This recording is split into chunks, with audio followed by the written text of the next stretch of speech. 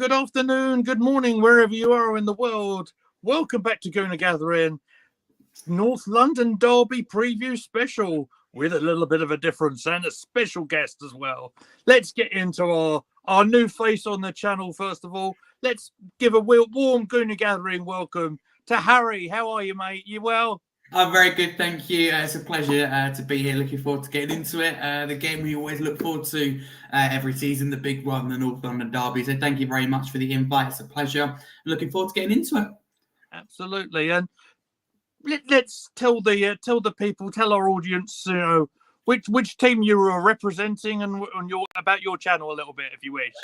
Yeah, no worries. I'm afraid bad news for the majority of people in the chat. I am representing Tottenham. Yeah, don't worry. My channel, I have Scarfy Spurs Talk at the moment, like match previews, match reactions, weekly live shows have gone really, really well. Just under 2 years ago, I created the channel, and this year it's been fantastic. For the channel. So yeah, once again, thank you for the invite. Looking forward to getting into it. I'll be fair, don't worry. But cool. I'm really looking forward to the game and getting into it. So yeah, thank you. Absolutely. Well, let's bring in the poshest man in all of sports entertainment, Posh Bertie. It's good to see you again, my friend. How are you? I'm very good, thank you. It's always good to see you. I've had quite a busy week, and I'm ready to relax and settle down and like you normally do, and to then get immediately tense and nervous on Sunday. I'll hold your hand, mate. Don't worry. Nowadays, so what was that? So don't worry, mate. I'll hold your hand on the way through. We'll see our way through the weeds together. I wholeheartedly appreciate that. It's going to be a good fun. And by the way, Harry, you don't have to worry about being fair on Arsenal. I'm not even fair on Arsenal sometimes, so it's true. This is the one pundit that I've seen when we're talking about our Champions League game when we said that we were playing with 10 men for the whole game. That's how much he rates Kai Havertz. Havertz wasn't there. I didn't see him. Jeez Louise. Don't worry, he's got his new haircut coming up. He's going to produce a magic moment for us. Oh, dear. Let's be serious for just a moment, shall we, before we lose everybody. Let's go with the actual breaking news out of today, shall we?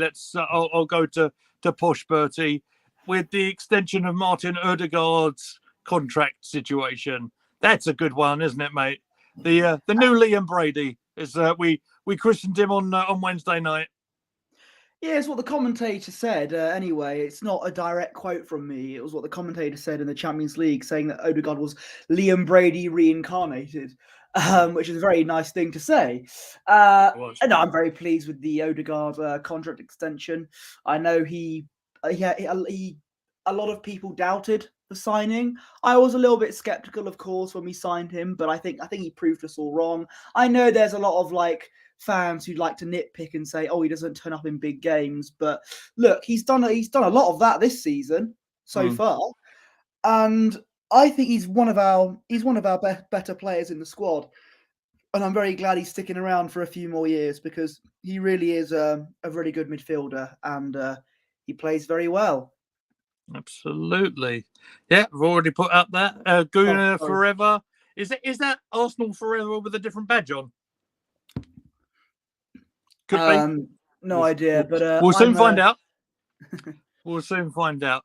But you mentioned he's had an important contribution to the season already. Goals against Man United for the quick response, of course.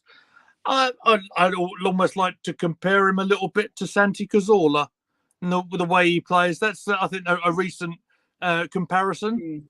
Yeah, I can see that. But yeah, like I said, you were right. Very pleased to see Ødegaard sticking around. I do think he's an excellent player for us. Absolutely, fair enough. Oh, I was just going to go to Harry there, but he's just disappeared for a second. I'll come back to him in just a minute. Let's go for my next point then, and I'll come back. We'll sort of touch upon a little bit of team news that we might have spoken about a little bit on Wednesday night. Martinelli being a little bit touch and go. I think we're probably going to agree on this one. I know shock horror, we're going to agree on something, that perhaps we might rely on a certain Belgian player, Mr. Trossard, to start on this one. I think that's the safest option. I think if it's still if it's still a bit touch and go, a bit 50-50 if Martinelli's going to pull through in time to get a full starting 11 place. But to be fair, even if he was fully fit and raring and ready to go for this game, I would still start Trossard because he's in form at the moment. He scored against Everton, scored a lovely goal against PSV. He's definitely been a phenomenal player for us in the past few games. And you know what? I think regardless if Martinelli's fit enough to start or not, I think I would probably start Trossard over him. I think it's a safe bet. And like I said, I always bring this up. He brings a lot more creativity. Not that there's anything wrong with Martinelli. I think Martinelli's a great player as well. But I think Trossard can offer, as we've seen in the past 2 games, can offer a lot more oomph, I think is the word I'm looking for the game. And I think he was on form for Belgium as well in the international break, scored a lovely goal for them. So yeah, I'd start Trossard over Martinelli on Sunday. Okay, thank you very much indeed. Well, let's bring Harry into it, because a little bit of team news that did break on Wednesday night, which I think Harry will be able to talk about better than we could probably do. So is the news about Ivan Perisic. It's another sad ACL injury. Sounds like it's going to be a bad one as well. And being that he's in the veteran stages of his career, I think is probably fair to say, would be a little bit of a worry. But could you tell us how much of a loss he's going to be to your starting 11 or your starting piece? Yeah, it's a bigger. I think it's a bigger miss than a lot, especially Spurs fans that I think at the moment are thinking it's going to be, just because of the length. We're looking at 5 to 6 months. But not only that, it's that we've trialled recently Son down the middle, Richarlison down the middle, and we've been able to do that because we have the depth. For example, in Perisic, who's been fantastic off the bench. You wouldn't have won the game against Sheffield United without him. That was an excellent corner. And we sit here talking about how we can get the best out of Richarlison, and someone we're discussing Perisic. Richarlison often scores when it's a Perisic cross. So I think it'd be a big miss, because that kind of means that it'll probably be Richarlison up top and Son on the left, and unless we go with someone like Solomon. So there is, I suppose, less depth. Perisic offers, for me anyway, something that not many players in this team offer, and that he's been able to put a quality ball, even at his age, in the box, which leads to a major goal scoring opportunity. Son can't do that. Solomon can't do that to that level. So he'd be a miss, because personally I would have, I'm not going to say I would have started him against Arsenal, but he would have been very, very close to start. He was that good off the bench against Sheffield United. He's been that good this start of the season. And yeah, he's getting on a bit, and this will worry him, but he's still, I think, even at his age, absolute quality. So it's a major blow. I didn't see it coming either, because he's in training. Apparently, it was non-contact. So yeah, he's going to be a miss. It's a bit surprising, really. But that came on Wednesday, and we heard the news that we've sacked someone who had a really crucial role with Ange Postecoglou in getting some key players over the line in the transfer window. So it's a bit of a difficult 24, 48 hours for the club. 2 unexpected pieces of news, in my opinion, 2 pieces of bad news. Hopefully he'll come back and have an impact in the season. But right now, we've got big games, Arsenal and Liverpool. We could have done with him, but it is what it is. Yeah, okay, fair enough. Back to the Arsenal side of things, Posh, just to wrap our team news up. I don't think there's going to be too much of a change into the squad, really, in terms of what we saw on Wednesday night. It's so with Martinelli touch and go, which obviously we saw a little bit of Reece Nelson coming back. We saw, or didn't see him on the pitch, Mo Elneny made an appearance, maybe a bit of a shock appearance on the sub bench on Wednesday. It's the first time, I think, since January. So we'll probably be somewhere in the squad. Smith Rowe came off the bench as well. Oh, I was getting there. There. Believe me. I thought I'd throw the Mo one in just as a little bit of a nod to a certain wrestling thing that we sometimes do. But yeah, Smith Rowe came back and had a lovely reception. Actually, I think it made him a little bit emotional, to be fair. You mean that he was emotional? Thank you. Yeah. Look, okay. To be honest, I didn't know. I mean, I skimmed through the subs bench. When the game began, I didn't really notice. Oh, El Neni's on there. I just was a name, I guess. Yeah. But no. But I'll be honest with you. I don't think we will see him playing against Tottenham unless we get a massive injury crisis between now and tomorrow. So Yeah. I don't think we're going to see him in the starting 11. But I do want to ask you about, because this is another debate, the position of goalkeeper. Oh, I was getting there too. Because when we started Raya against Everton, we thought, oh, is this just a rotation option? So Ramsdale plays in the Champions League. Keeper question. Yeah. So I'll gonna sort of relay something that I sent to you about half an hour or something ago. A piece from Jamie Carragher, who it was saying way back in the George Graham era. I'm sure Harry's got very fond memories of George Graham as well at Tottenham. But George made a really, really bold decision to drop our veteran goalkeeper at the time, John Lukic, for this young up-and-coming Yorkshireman in one David Seaman. Part of me is wondering, is that happening about now? And I've got no qualms about Ramsdale, and he's done great for what's he been for 2 years now, I think. I thought he's done really, really well. But for them to make that big decision to bring in another goalkeeper, of obviously Raya, 2 games, 2 clean sheets, no issues. No issues with Raya at all so far. He has, in my opinion, not had to make any crucial last-ditch saves just yet. But every time we've seen him get the ball or grab the ball in goal, he just looks calm, composed. I felt more reassured. Now, don't get me wrong, Ramsdale has been phenomenal for us. I look back at the Liverpool game when it was the 2-2. If it wasn't for him in goal, we would have probably got battered. So he has done great stuff for us. But there are times, as you know, where he likes to pass round the back a lot. And there have been times where he may have given the ball away to the opposition. And there have been times where my face has turned bright red as your hoodie, Lee. And I may have said a few naughty words on the mute button. But but I think Raya in goal might actually become a regular thing if his form continues like this. I thought when he played against Everton, okay, this is just a rotational option, and Ramsdale, who Arteta sees as the number 1 keeper, will play in the Champions League. But Raya did well, and there's a debate on who's going to start against PSV. Raya started again. So I don't think we'll be seeing Ramsdale in goal until our Carabao Cup game against Brentford next week. Because in those types of competitions, you'll probably rotate your keeper, won't you? So probably. I think I can see Raya starting in goal for us on Sunday.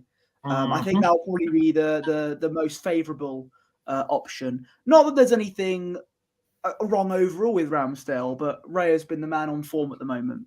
Okay, let's throw it to Harry. Let's see what he thinks from his side of the fence. So, where do you stand on the Ramsdale versus Raya thing? Because you've got a similar situation going on to Tottenham, which we'll go on to in a minute.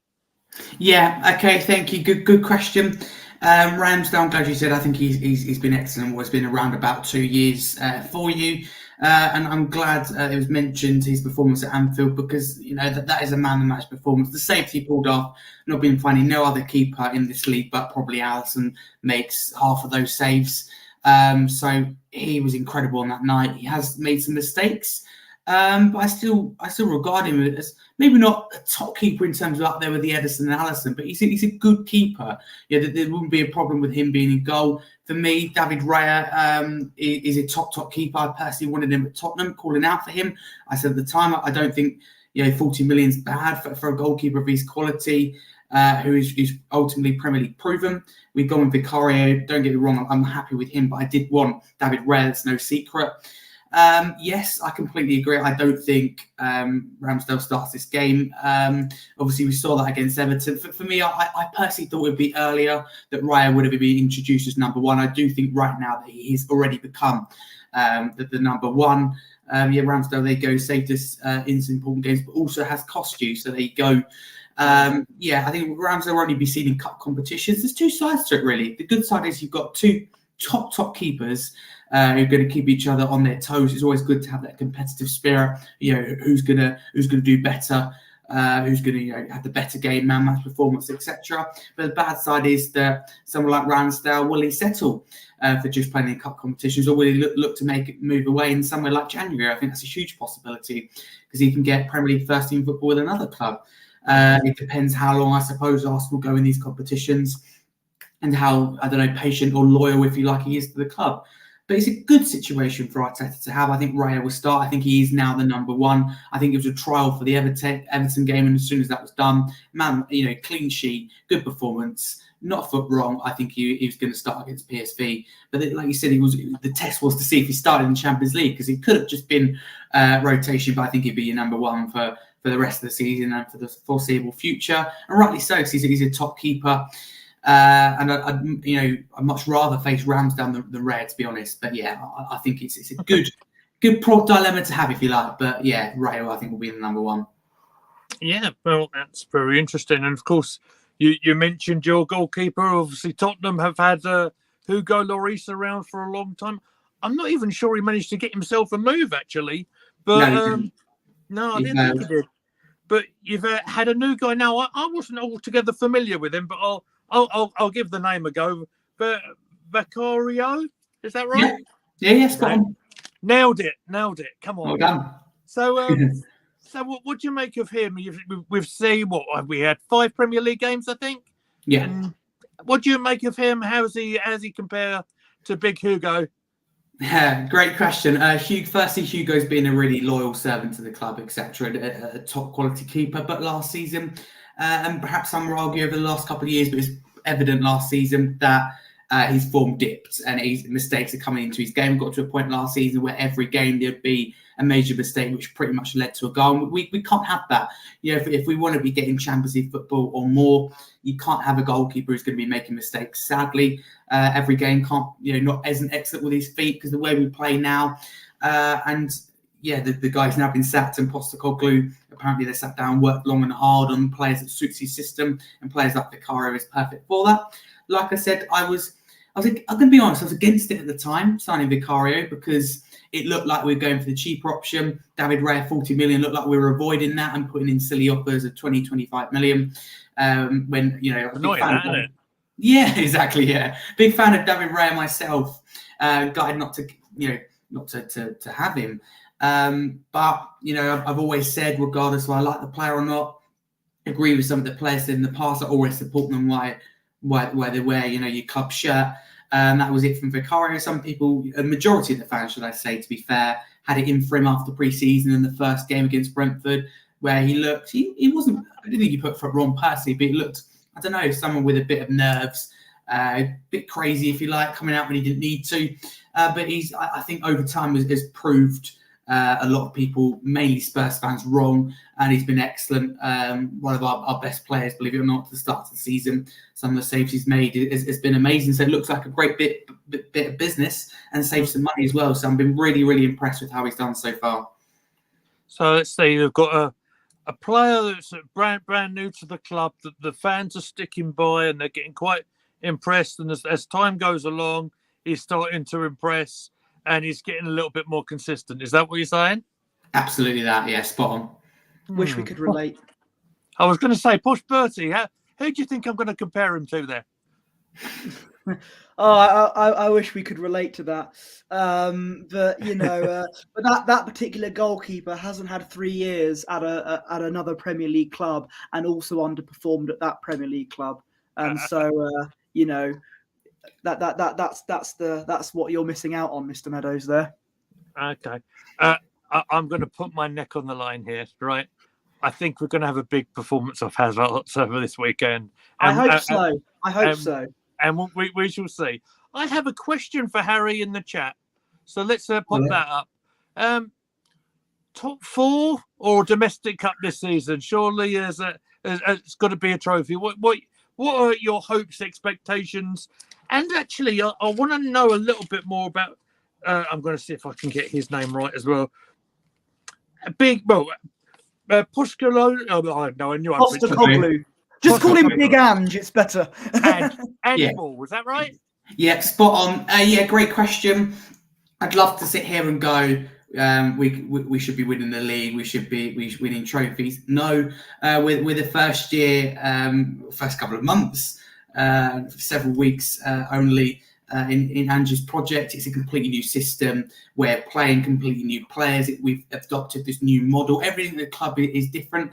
And while I've been, along with a lot of other Spurs fans, probably getting really carried away, enjoying not only the results, but the performances. We recognise that last season, games like Bournemouth away, Burnley away, Sheffield United at home are where we slipped up. But even though we were put in difficult positions in the game, like we go 1-0 down to Burnley, we spend the majority of the game behind against Sheffield United, or struggling, should I say, against Sheffield United, but somehow managed to come back. This is something we haven't seen before.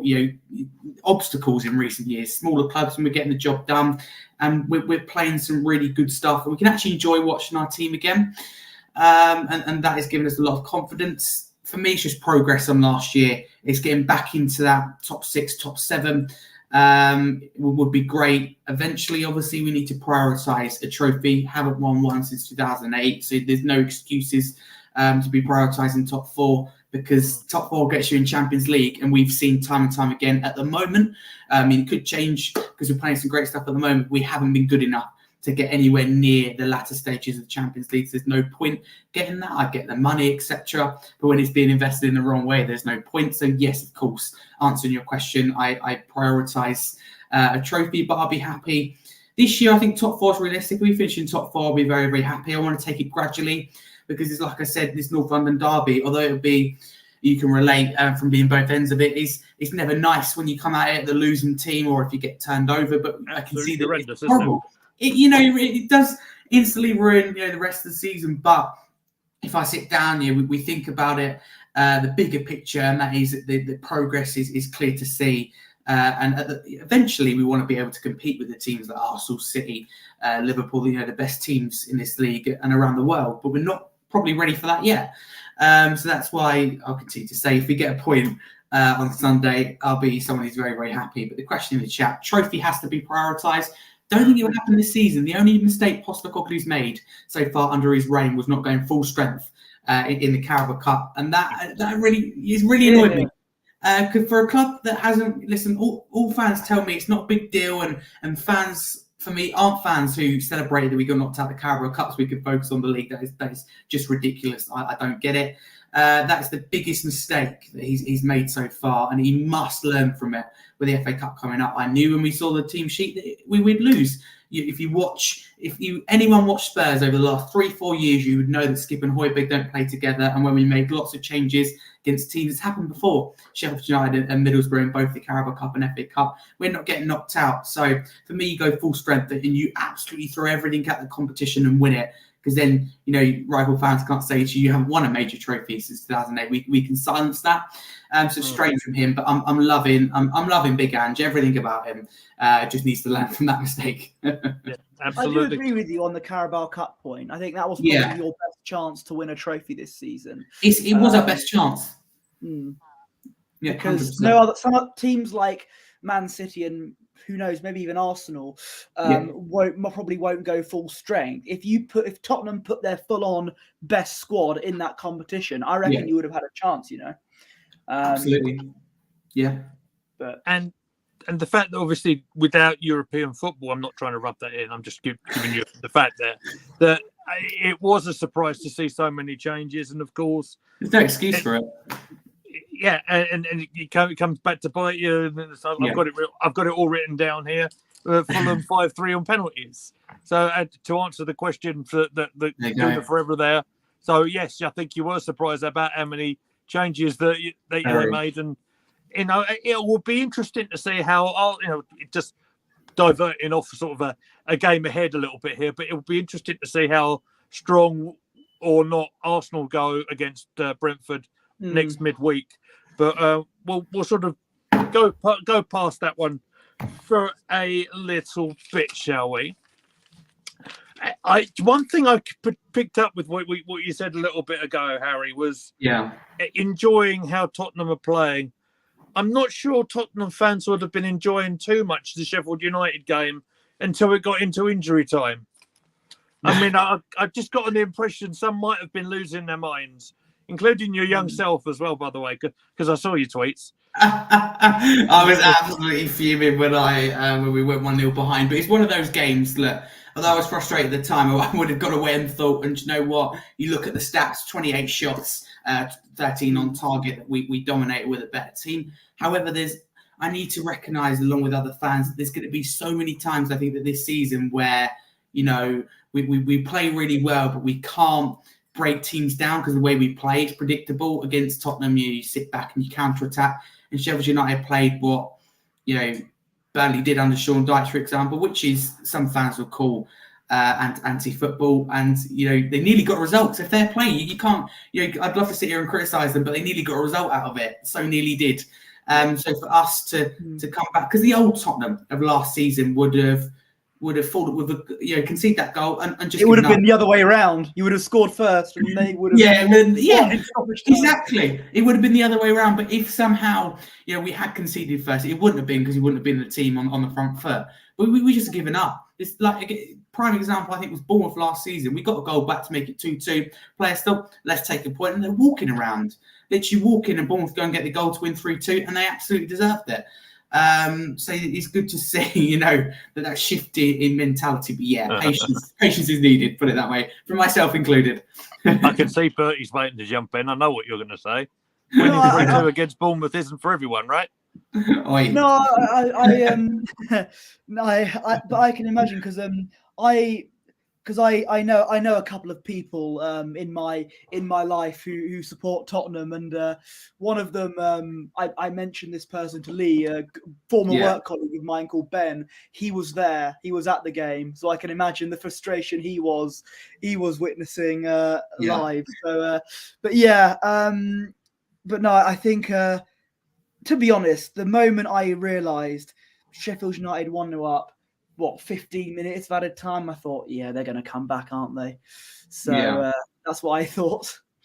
Richarlison, of all people, scored. So that I know, yeah. But it was a Perisic delivery, this is what I'm saying. It was Perisic's corner. First good corner in the game we had, and it results in the goal. There you go.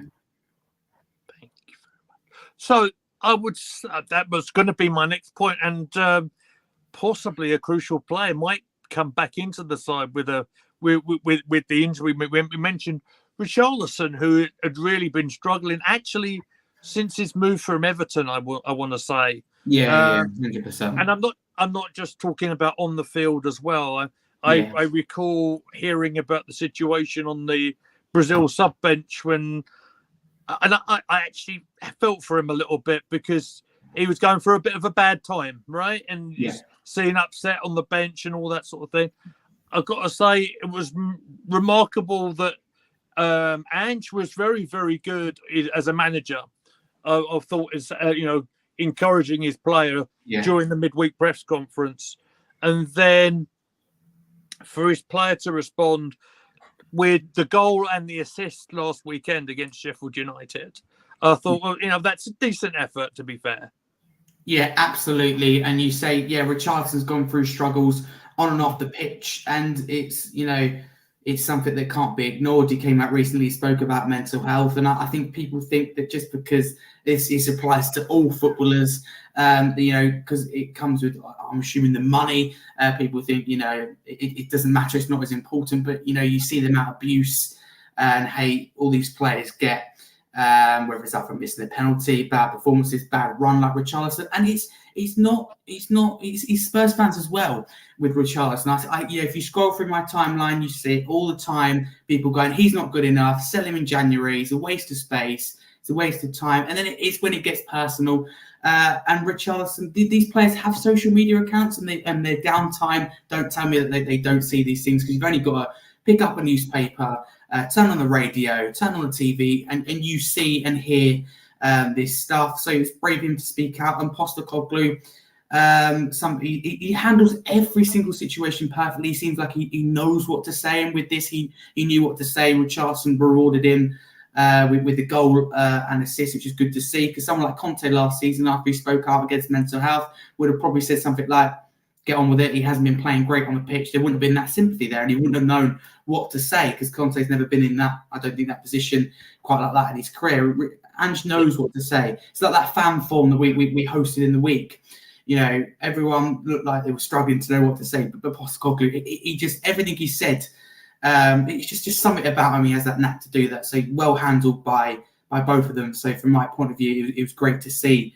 So hopefully now he will start performing, because it comes with a cost as well. You pay 50 million for a player, and he only scores you so far 2 goals. There's going to be questions, and rightly so. He has been through a tough time.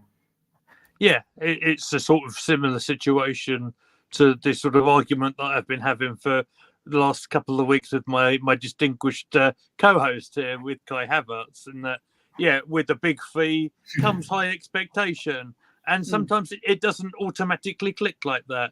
And yeah, and you know, in fairness, it's with Richarlison as what has he been there? He was there sort of summer signing last summer, I think, was he? Yeah, summer signing last summer. Yeah, spot on. So it goes to show these transfers, they don't automatically click as much as you'd like them to.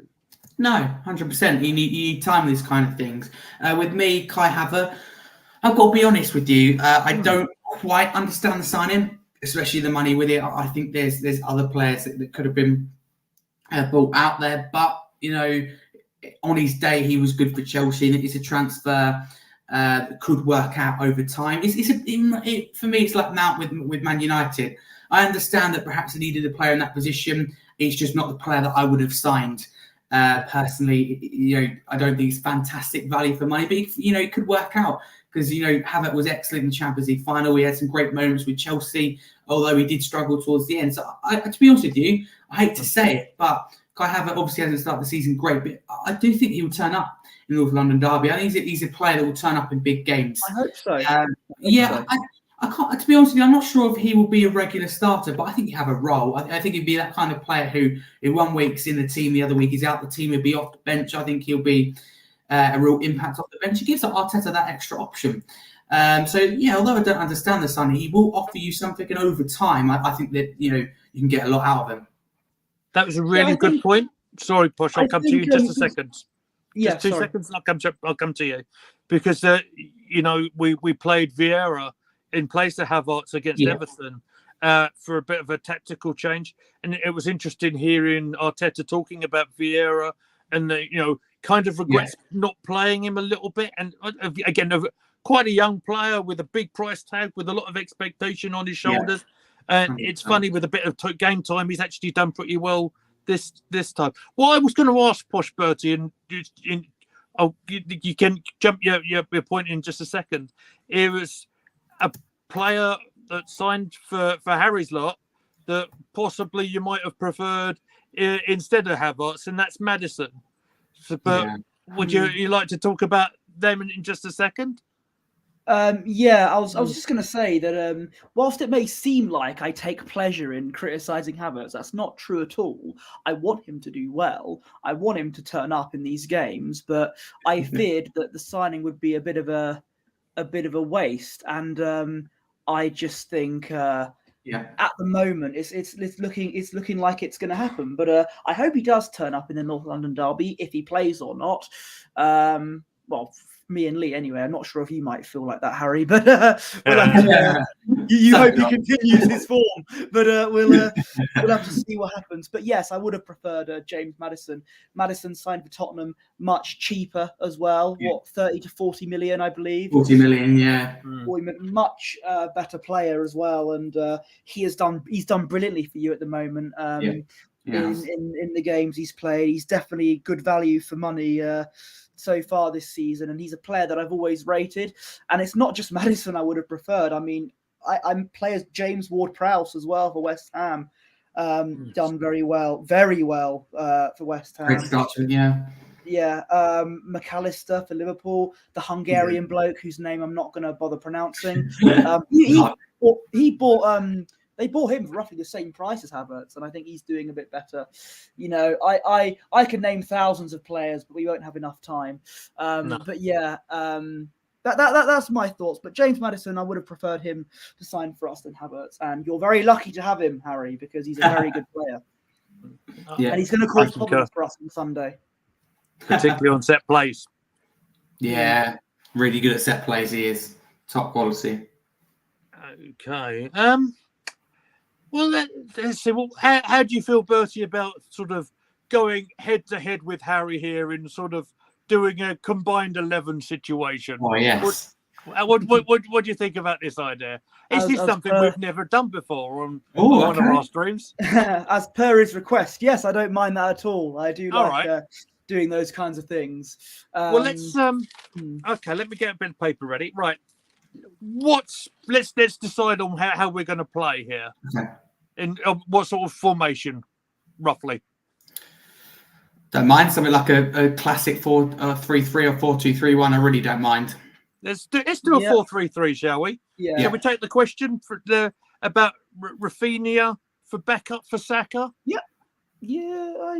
Which Rafinha are you talking about? Because there's a couple. Yeah. That will be the one that's up for Barcelona, I would imagine. Barcelona, yeah. He was linked with us.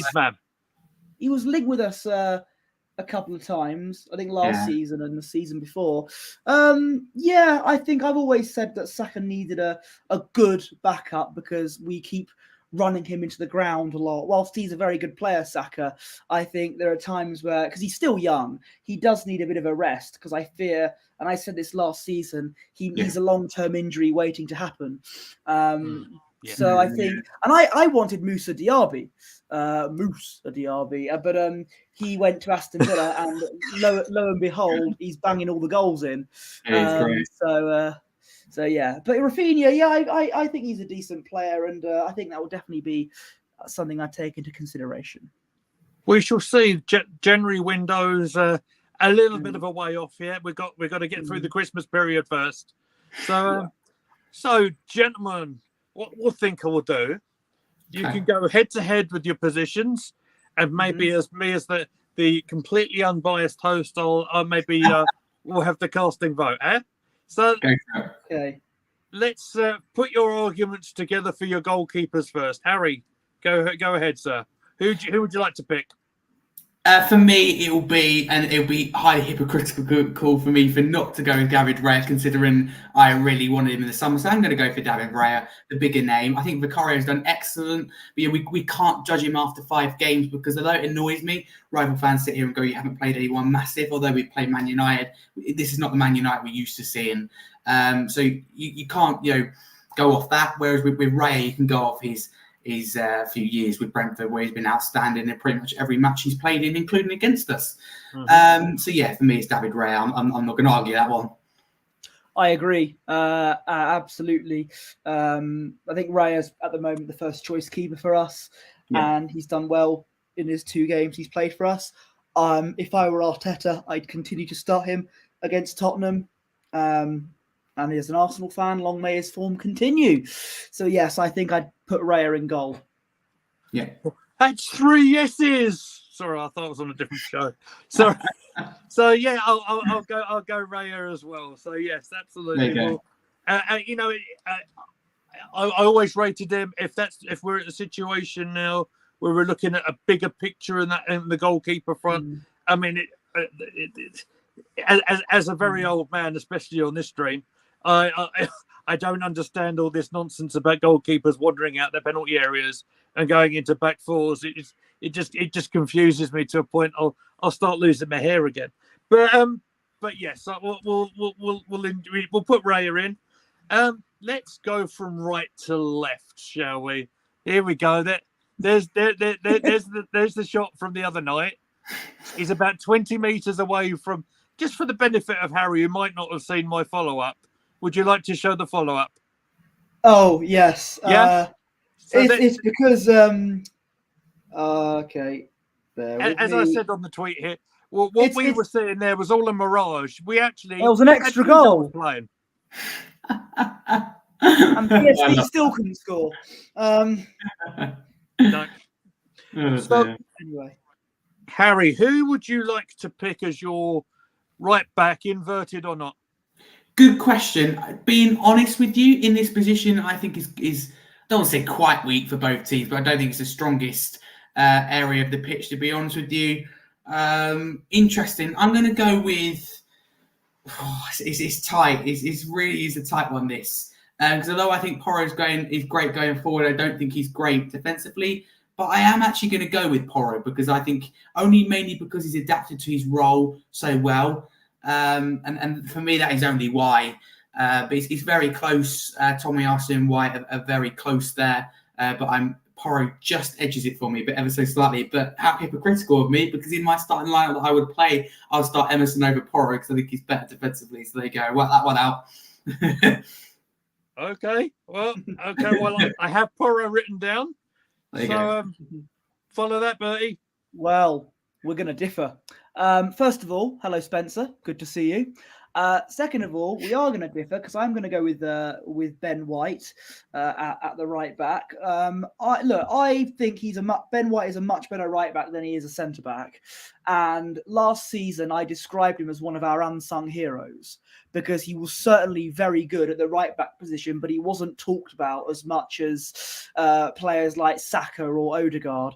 I think I would go for Ben White. I think he was definitely a great player against PSV yesterday. Wednesday, sorry. Yeah. But yeah, I think I do think Pedro Porro is a decent player, but I think I'm going to go for Ben White because he has definitely flourished in the right back position for us. Fair enough. Oh, this is a tough one, isn't it? This is a tough one. It's very close. Very, very close. Which way shall I go? What does Spencer think? Where would you go, Spence? You just have a little think about that because I can't decide at the moment. Really I don't want to be too biased either. Guna, forever, if you're in the chat, get involved as well. Yeah. Yeah, I think it's a really close one, to be fair. Not much between them. I mean, I like Ben as a centre half as well. Actually, I like his defensive qualities, and I like the fact that he will stay as a he will stay in that defensive line when on the other side Zinchenko will go and have a wander. Well then Spencer's going for White. Maybe I'll go White as well then. How does that sound? We'll have the extra vote for White there. Centre halves. Oof. Bertie, go ahead.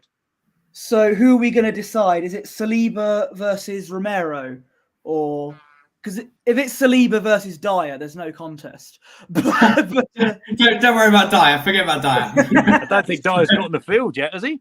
No, he hasn't. Dyer by nature. I think if we're going to decide between Saliba or Christian Romero, again, showing my bias here, I would go for Saliba. He was one of our best players last season until he got that injury, which I think was one of the main problems that led to our capitulation.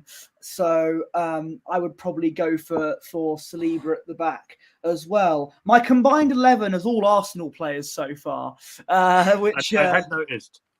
Yeah, but no, at the moment, I think it might stick that way for a while, I think, until we get to a certain number 8 position.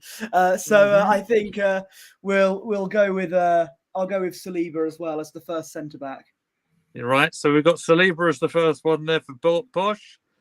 Harry, what do you say? For me, so the centre backs, you got Gabriel, Van der Ven, Romero, and Saliba. To be honest with you, 4 top centre backs in my opinion. So the first one I'm going to put in. See, I want to play Romero and Saliba. I think that it's not fair to. That's what I was thinking. Okay, so I am going to give you. I'm afraid give you both at once, and it is going to be Romero and Saliba. I think they're very, very close. So I can understand the comparison. Saliba, being honest, was for me a clear of Romero last season because of the system he's playing in and the fact Romero didn't have a good partner next to him. But if you look at Romero this season, not being funny, but he does look amazing. But it's whether he can keep this form up or not. So yeah, I'm going to put them both in the team. I think they both deserve a place. I think I'll agree with you on that as well. I do, obviously, Gabriel, I always rate, he's a very good defender, but you are our guest, Harry. I am going to be nice to you as this is your debut on the show. And I think I will agree with Saliba and Romero as the centre-back pairing. Yeah. I'll go with that.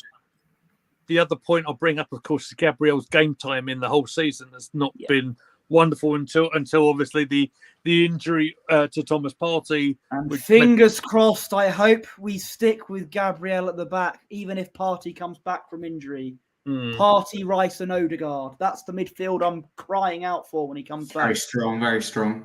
Mm-hmm. All right then, gentlemen. What about the left-back situation? We don't have a left-back, don't we, at Arsenal? We don't have one. It's a good question, Zinchenko and Udogie.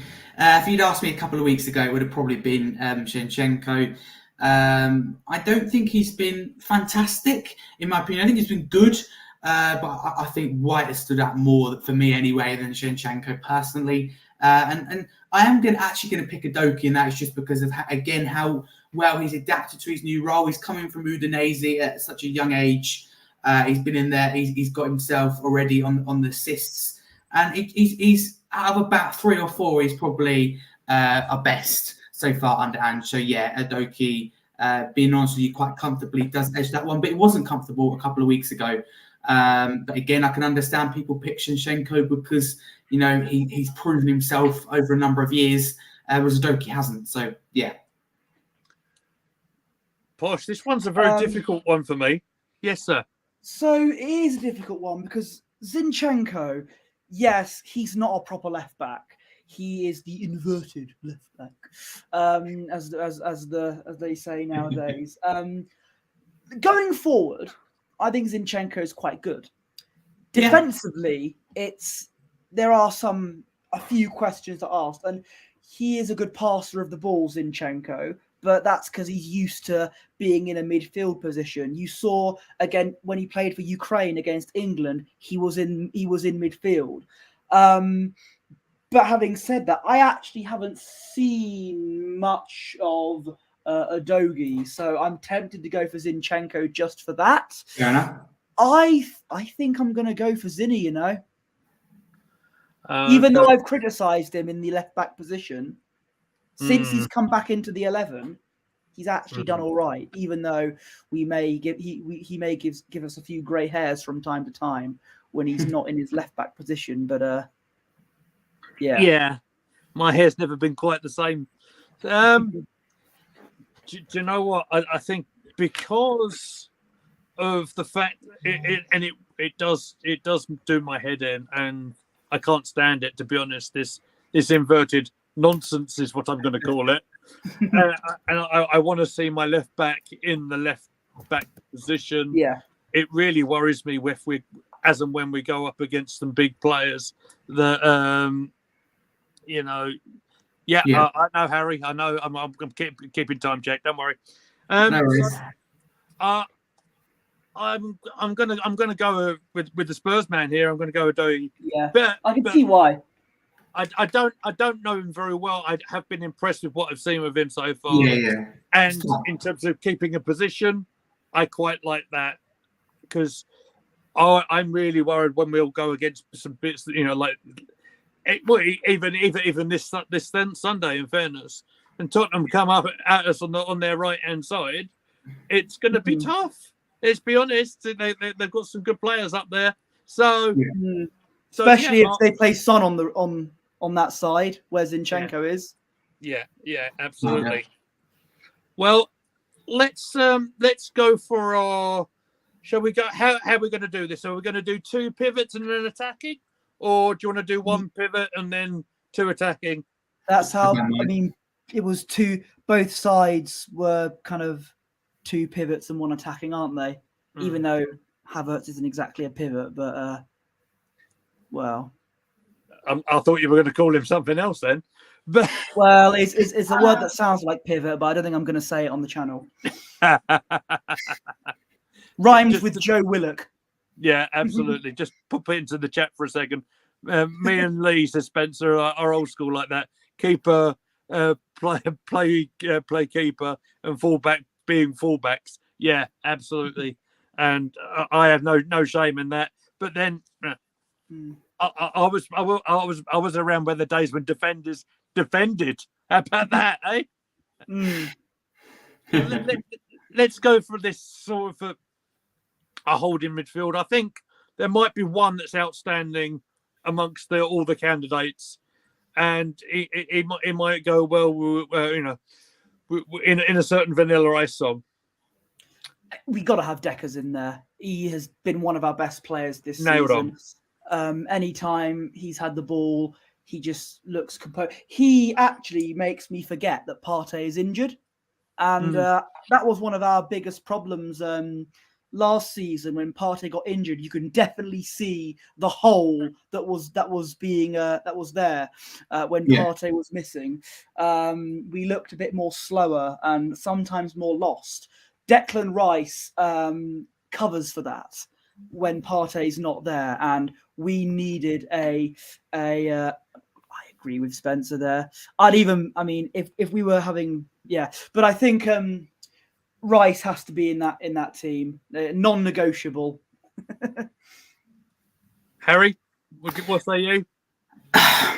Yeah, Basuma's been great. Started the season fantastically, and for me, it's closer than it is for you guys. But it is Declan Rice. I think in terms of that position, the only player probably better is Rodri. So yeah, Declan Rice gets in there with me. Probably the most comfortable I've had, but I still wouldn't say it's nailed on for me because of how well Basuma is. But Declan Rice, he deserves to be in that team.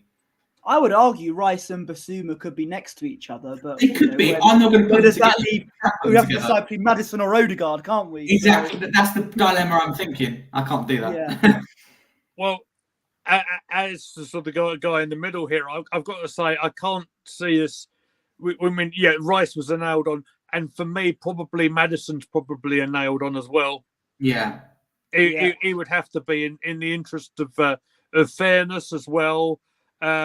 Maddison has been consistent in the Premier League for quite a while as well. With Leicester, he's settled down lovely at Tottenham as well, as we don't like that. And his set plays really concern me on Sunday, Posh. But can't wait to watch it. Well, you know where to go. You know where to find it. I would put Maddison in the Havertz position, in my opinion. Well, I'm pretty sure that's too nailed on. Do you know what? I think our own Spencer's probably got the combination right as well, because do we have any arguments with Odegaard? Harry? I don't. I like Basuma. I wanted to sign him last season, and when he signed for Tottenham for such a small amount of money in today's market anyway, I was seething. But Odegaard, it's got to be Odegaard. I think again done well for us this season, and I think a midfield of Maddison and Odegaard is saucy. So yes, it has to be. I think Odegaard has got to be in there. Harry? Yeah, my mid for three. Obviously, we both locked Rice. It's going to be Maddison and Odegaard. They both deserve to be in that team. Both been amazing in different ways. I think it's hard to split the pair. At the same time, I don't like these kind of comparisons because they do different roles for a different manager and a different team. So, like Saliba Romero, they're not they're not doing the same role. So it's hard to compare. They're both doing fantastic jobs. Basuma is probably the unlucky one not to be in there. But yeah, I'm going to go with Maddison, Rice, and Odegaard. I think he's fair. Okay, just one bit concerned. We're going to run over time, and I don't want Harry getting into bother over on the other podcast, which I want to plug for you as well. So, do you want to pick? What were your three strikers? Do you want to go first, Harry? Yeah, if you don't mind, my three strikers. Right wing for me, this is absolutely nailed on. I'm not going to argue that. It is Saka. Anyone with half a brain cell will tell you it's Saka. Up front, you're not going to like this. I don't rate Jesus that much. So I'm going to put Richarlison in instead of him because I want to put Son in this team as well. So, and I'm not putting Son up front, and that leaves me with Son on the left wing. I rate Martinelli. I really rate Trossard. But for me, it's hard not to put your captain in Son in the team. Yeah, that's very fair. For me, all I'm going to say is Richarlison's Brazil's number 9 for a reason, and therefore I'm going to pick him. But he's close. I don't think either have been fantastic for their clubs. It's a tight one, really. I think we've been both kind of weak in that position, in my opinion. And we want to put Son in there as well, I'd imagine, right? Yeah. Sorry, Son on the left wing. That makes a ton of sense to me. Well, I agree. I agree with Spencer. Son, Jesus, and Saka, in my opinion. Fair enough. Maybe we'll carry on discussing in just a minute. Where are we at for time, Harry? Do you want to? I can give my score prediction if you want me to. Yeah, absolutely. Before we, because me and Posh will carry on for a little bit, but I know you're on a different podcast. So. Thank you. No worries. Yeah, I think it's going to be an interesting game. I've never ever, I don't know about you guys, etc., but I've never ever looked forward to North London derby. Obviously, people talk it's a big game. Oh, isn't it exciting? I've never sat there and gone, you know, I'm going to sit back and enjoy this. It isn't that type of game that you want to do. You're always on the edge of your seat, but I'm ready for it. I haven't been ready in the last few years. Last season, in my opinion, you deserved that double over us. You were so much better, dominated us, at the Emirates and in our own backyard, and it hurts because to see you strolling around us and us not even giving anything against Conte. All I ask for us on Sundays, we leave everything on the pitch. I'm going to go with 1-1, and I'll take a point. But part of me thinks that record that we haven't won since 2010, records are there to be broken. And if we are going to do it, I think it will be not necessarily now, but I think it will be definitely under Ange. So I'm ready for it. I think it's the right time to play you in terms of we look really, really good, and you've just played in midweek. So this is probably for us the right time to play us. But I go into the game really with no expectation, just because of how new we are to the project. So if we can get a point, I'll take it. But it'd be a spicy one, that's for sure. Absolutely. Yeah, I'll just say, Harry, you have been an absolutely excellent guest for us today. Thank you so much for taking time out of your day to come over and speak to us. It's been an absolute pleasure. So, Harry, would you like to tell everybody where they can find you on X, Twitter, whatever it's called? I'm going to call it Twitter, to be fair. It's Twitter in my eyes. Always will be, always have been. Thank you very much for coming on. It's been a pleasure. Talking about the big North London derby this weekend. Thank you everyone in the chat as well. Don't forget to subscribe. If you want to follow me, you can there, Harry Scarf 22. Also, if you want to subscribe to my channel, Scarfy's First Talk, with like match previews, match reactions, weekly live shows, getting into it all. So it's been a good one. So thank you very much for having me on, and have a great rest of the show. Thank you very much, Harry. All the best to you, mate. And apart from Sunday. Hey, he's gone. Can I give you my prediction? I'll give you my prediction. I'm going to go for 2-1 to the Arsenal. I think we'll win, but we will do it in the hardest way possible. I think it will be similar to the Nottingham Forest game, where we will comfortably have more possession. We'll go 2-0 up. We'll concede in like the 70-something minute, and we will hold on for dear life. And our blood pressure will be as high as Matt Riddle and RVD in Amsterdam. Can I just Harry says, sorry, accidentally pressed the leave button. It's not a problem, Harry. You're a top guy, mate. Best of luck to you. I'm going to predict a 3-1, and I'm going. Yeah, so we'll all go different scores, but we shall see. Let's carry on. Where we were on the combined, shall we? Because I think we have a nailed-on striker on the right-hand side of Saka. I filled in my one already. My front three are Saka, Son, and Jesus. Okay, there you go. I've put it here. Nice, excellent job. All right, so I would definitely put Sonny in there for his longevity in his career. And do you know what? We went through a whole Spurs stream, and I didn't even want to bring up Harry Kane because I thought it might be too painful for him. Well, his name is Harry anyway, so we kind of may have like tongue-in-cheek brought it up. Maybe my word, Spencer! What have you been drinking? I'll have some. Oh, Now, I'll unfortunately, have what he's having. it's just the 5-1. water tonight. Raya will help unlock this team, and Well, Ray is going to go. hopefully, by he's your gonna be case, will unlock inverted. Spurs' defence. He's going to go inverted, go into midfield, and start launching quarterback passes. Maybe, Oh my maybe word! that's We're going to a be different sport. it's American I'm not sure. football all over Absolutely. again. So just to finish, because with Son linking up with Kane like he did for so many years, his assists and goals were really, really good. And he's actually started this season better than I thought he might have done, and he's taken the role as captain quite well as well. The one I think we're all going to disagree with is that number 9, because Harry's gone for Richarlison, and I think that's quite brave. Last season, Rob Holding got the same amount of goals as him. Says it all. There you go. It? There you go. That's interesting, isn't it? So you're going to go with Jesus? Yeah. There's an obvious answer. For you, there's an obvious answer for you, but I don't agree with it. Nketiah, isn't it? It's got to be. In a serious note. If he starts Nketiah on Sunday, oh my word! Okay. We'll have this little bit of a point. I do have my reasoning for it. You don't want Nketiah starting against Tottenham. Jesus scored against PSV. He had a fantastic game. I know it's midweek, but it's fine. He doesn't look injured. I just want to be a little bit cautious with him. Here's where I'm thinking. It's a little bit long term. Okay. So I'm playing Nketiah up front. Why? It's a big game. Yeah, it's a massive game. If we were at home to Wolves or something, then yes, I would consider like Nketiah. But Jesus, this is Tottenham. We've got to have our strongest 11. We've got to. We don't want to lose to them lot, don't we?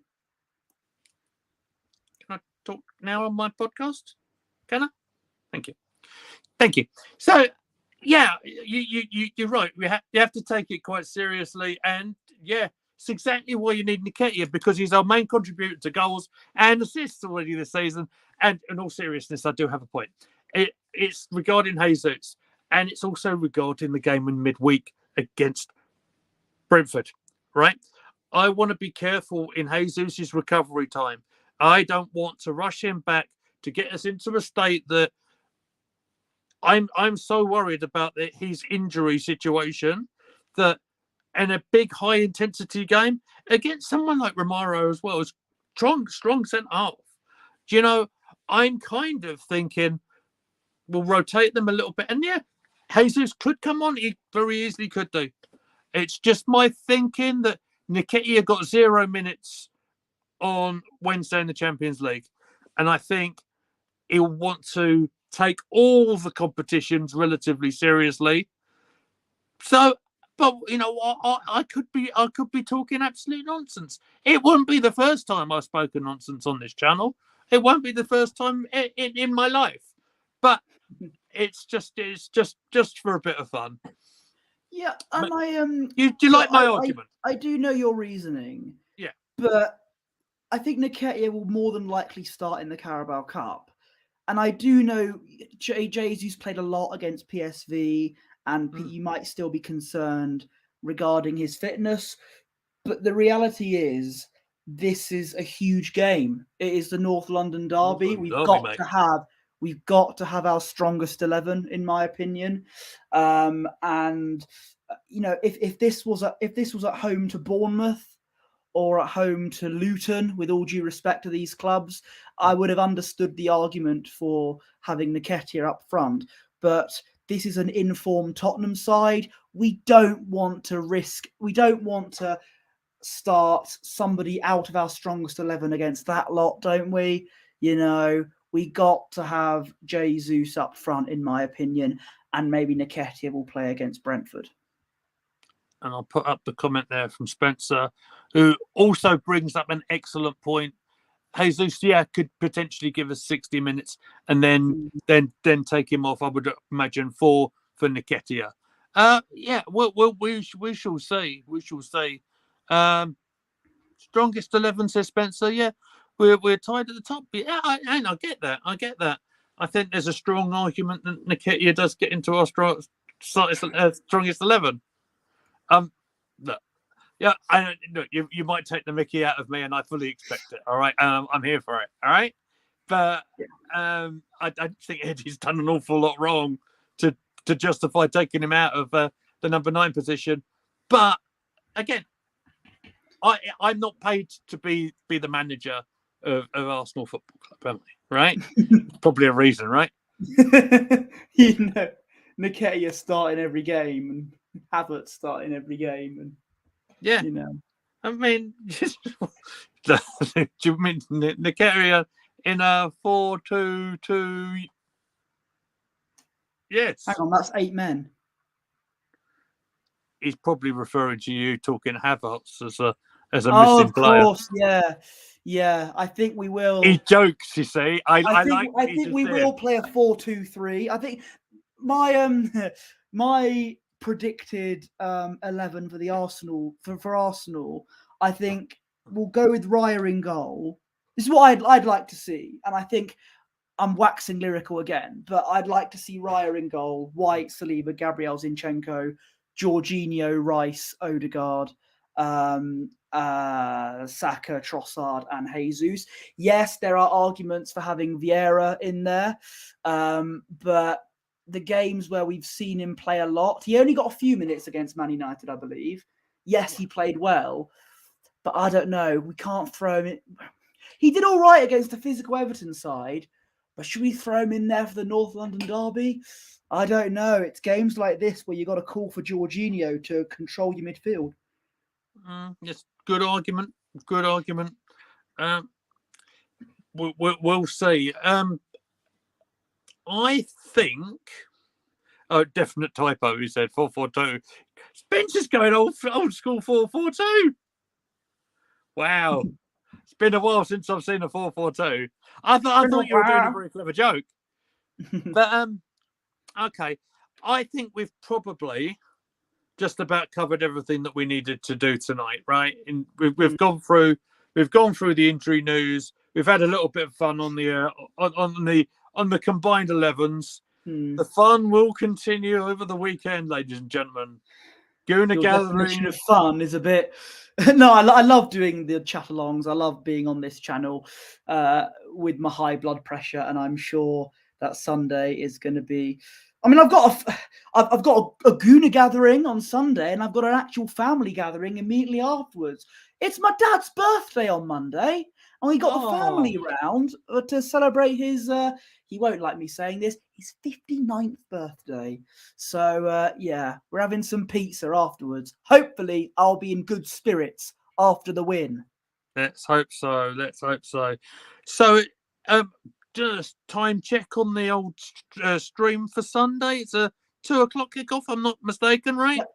Yep. So I reckon we'll be on air on Sunday. I reckon about 1:45. Yeah.